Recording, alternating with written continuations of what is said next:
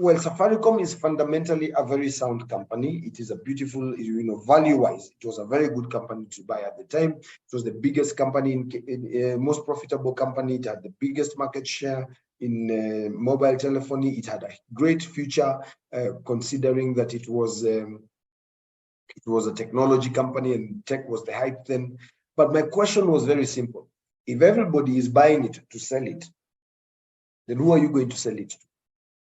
So chances are, in as much as all the other information about Safaricom, the fundamentals were right, the issue was who was going to buy from everybody. Because I remember I had to hire. I was also doubling as the IT administrator at that company at the time where I was working, and I remember we had to hire like 20 computers to be able to take all the new accounts that were coming. Most brokerages had people standing around the street corners, long lines of people trying to become to open accounts to go into Safaricom. And what happened immediately after the Safaricom listed? Safaricom listed at 5 shillings.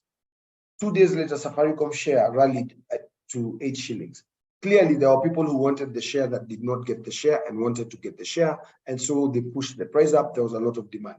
We called the same investors and said, okay, take your profit. You've made 30% in 2 days. Actually, 60% from 5 to 8 bob, 60% in 2 days. So sell. Would you guess what they told me? Most of them said because it's gone from 5 shillings to 8 shillings, then it's going to go higher. So they said no. But a few months later, Safaricom then came down in the same cycle you're seeing here.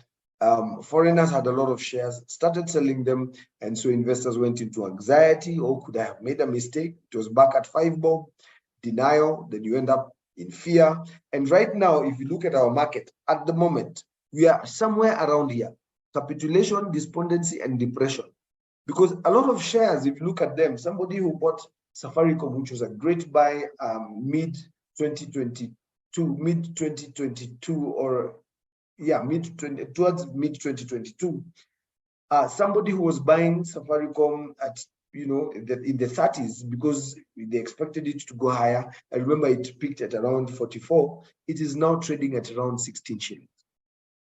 So you can imagine you've lost money on the best company, the most profitable company, just because there's other things that are happening outside of course, there is a lot of geopolitical risks and geopolitical things happening that are causing shares to go down.